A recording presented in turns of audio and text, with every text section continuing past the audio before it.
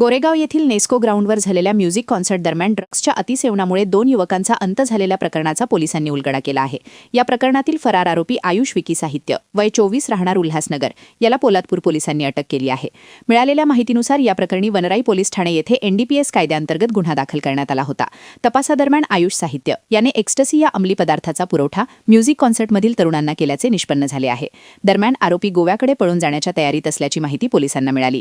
त्यानुसार मुंबई गोवा महामार्गावर सापळा रचून पोलादपूर पोलीस व स्थानिक गुन्हे शाखेच्या पथकाने संयुक्त कारवाई करत त्याला ताब्यात घेतले. अटक केलेल्या आरोपीला पुढील तपासासाठी वनराई पोलिसांच्या ताब्यात देण्यात आले असून या प्रकरणात आणखी आरोपी उघडकीस येण्याची शक्यता व्यक्त केली जात आहे.